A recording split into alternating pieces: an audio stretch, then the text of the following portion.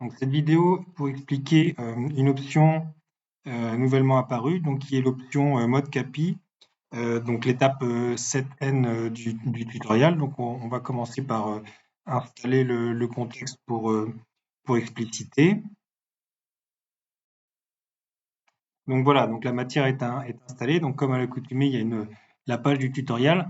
Donc en fait, pour la capitalisation, il y a un processus qui existe en base dans MTX qui est explicité par l'étape 6D. Donc, on va pas y revenir, mais en gros, elle est basée sur une règle de traçabilité de version en version, spécifiant que pour capitaliser une version d'un module, eh bien, il faut que sa version d'origine correspond bien à la version la plus haute lue sur le serveur déclaré à cet instant. Voilà, donc en fait, donc l'option mode CAPI permet de contourner partiellement ou totalement en fait cette règle pour plus de flexibilité si nécessaire. Alors, de fait, en fait, la valeur 0 de cette option-là reprend le processus originel décrit plus haut, c'est-à-dire dans l'étape 6D, c'est-à-dire avec un maintien total de la traçabilité. Donc pour illustrer ça, en fait, on peut l'illustrer tout simplement. Donc en fait, alors l'option elle est ici. Donc là c'est la nouvelle interface. Voilà. L'option elle est ici. Euh, donc là, par défaut, on est bien à mode CAPI qui vaut 0, c'est-à-dire le réglage historique de base.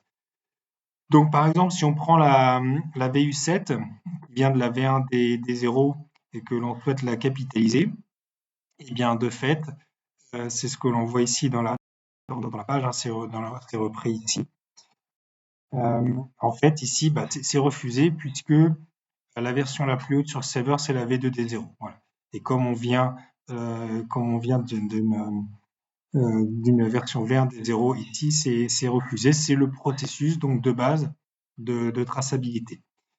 Alors ensuite est apparue donc la valeur 1 du mode CAPI qui permet un mode de traçabilité intermédiaire dit par branche.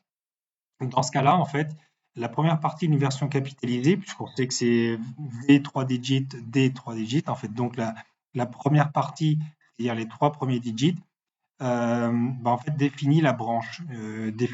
Par exemple, dans la liste des versions ci-dessous de FBioRed que l'on a ici, on a déjà 3 branches qui sont définies, donc dans cette sémantique-là, qui est un choix sémantique purement arbitraire, en se servant du D. Donc la branche V0 et la branche V1 et la branche V2. Alors du coup, que permet en fait cette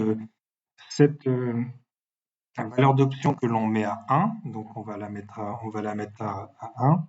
Alors quand on clique dessus, c'est bien ce qui est spécifié ici en fait. Voilà, c'est une version intermédiaire type branche. Voilà, donc on le fait, on passe à 1. Voilà, donc là on est bien passé à 1. Pour bénéficier de ce mode de capitalisation. Alors, du coup, supposons que l'on souhaite capitaliser la VU7, celle-ci ayant une version d'origine V1 des 0, voilà, comme tout à l'heure en fait. Donc celle-là, on peut la capitaliser. Alors de fait, vu qu'on est passé en mode capi valeur 1, eh bien, on ne refuse plus, même si la version avant en fait était haute, était la V2 des 0. Là, on l'autorise. Et c'est bien ce qui est marqué ici. Comme le mode CAPI vaut 1, en fait, le mode de gestion se fait par branche. Comme la version d'origine de VU7 est V001 D000, lui va se concentrer sur les versions branches commençant donc par V001. Voilà. Donc tout ce qu'il va lui falloir, c'est une version qui commence par V001. Voilà.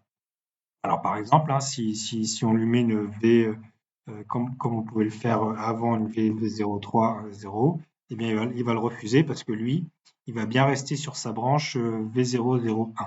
Voilà, donc in fine, on va ici, pour être conforme à la page du tuto, on va la capitaliser en V1D2, même si la V1D1 n'existe pas, ça fera un trou justement entre la V1D0 et la V1D2.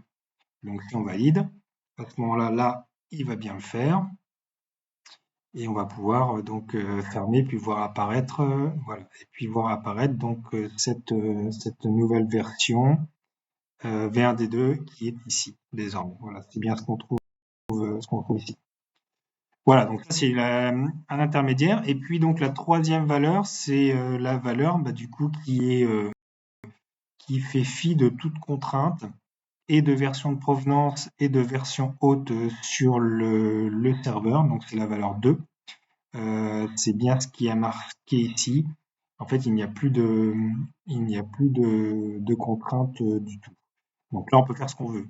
On peut faire absolument ce qu'on veut. Alors, par exemple, dans la page du tuto, là, la VI2 qui n'a aucune version d'origine, qu'on peut absolument pas capitaliser de base sur le principe en traçabilité, et bien là, on peut tout à fait la capitaliser par exemple, c'est pour ça qu'on a fait un trou là entre V1D0 et V1D2. On peut très bien la capitaliser voilà, en V1D001, auquel cas, donc voilà, ici, rien n'est refusé, auquel cas la V1D1 va s'insérer tranquillement, venant un petit peu de nulle part, entre la V1D0 et la V1D2. C'est ce que l'on voit, ici. Voilà, c'est ce que l'on voit ici. Bon, voilà. Donc, alors évidemment, le rangement par version d'origine qui est ici, du coup, ne correspond pas forcément à un rangement des versions capitalisées dans les versions, hein, puisque de fait, la traçabilité n'est plus forcément maintenue et respectée. Voilà, donc juste pour bien redire qu'en fait, ces process de capitalisation peuvent être réglés par cette option mode capi.